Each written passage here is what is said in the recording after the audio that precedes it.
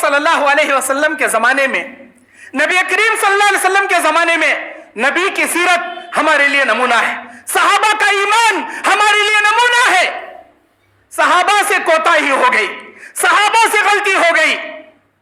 غزوہ بدر میں 313، ادھر 1000 سے زیادہ لشکر، ہتھیار سے لیس، ہتھیار ہے ان کے پاس، کھاک پی کر ہٹے کٹے ہیں کافر۔ ادھر صحابہ کوئی صبح کا ناشتہ نہیں کیے، کوئی 1 دن کا بھوکا، کوئی 2 دن کے بھوکے، کسی کے پاس ستو ہے تو اناج نہیں، کہ کھجور ہے تو ستو نہیں، ستو ہے تو کھجور نہیں، کسی کے پاس کھانا ہے تو پانی نہیں، پانی ہے تو کھانا نہیں، تلوار ہے تو ڈھال نہیں، ڈھال ہے تو تلوار نہیں، سواری ہے تو کمان تیر نہیں، کمان تیر ہے تو سواری نہیں۔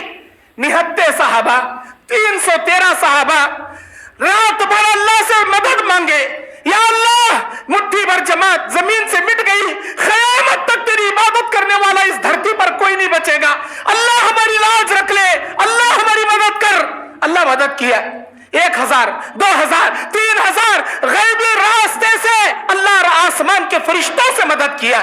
یہ 313 دھول چٹانے والے، یہ 313 صحابہ 1000 سے زیادہ لشکر کو دھول چٹانے والے، جب غزوہ حنین کا موقع آیا، 12000 کا لشکر صحابہ کو فخر آ گیا، ارے اب تو ہمارے پاس تعداد ہے، ہم تو تعداد میں بہت بھاری ہیں، اب ہم کو دعائیں کرنے کی ضرورت نہیں، اللہ سے مددیں مانگنے کی ضرورت نہیں، اب ہم آٹومیٹک ان کے چھکے چھڑا دیں گے۔ صحابہ کو بھول ہو گئی، صحابہ کو اپنی طاقت، اپنے تعداد پر کانفیڈنٹ آ گیا، اللہ کی مدد انہوں نے چھوڑ دی۔ اللہ کیا کہا، اللہ نے کیا کیا؟ آسمان سے چاروں طرف سے دشمنوں کی تیر بارش کے بوندوں کی طرح آ کر گرنا شروع ہو گئی، سارے صحابہ بھاگنا شروع کر دیے، میدان جنگ سے بھاگ گئے۔ اللہ اکبر!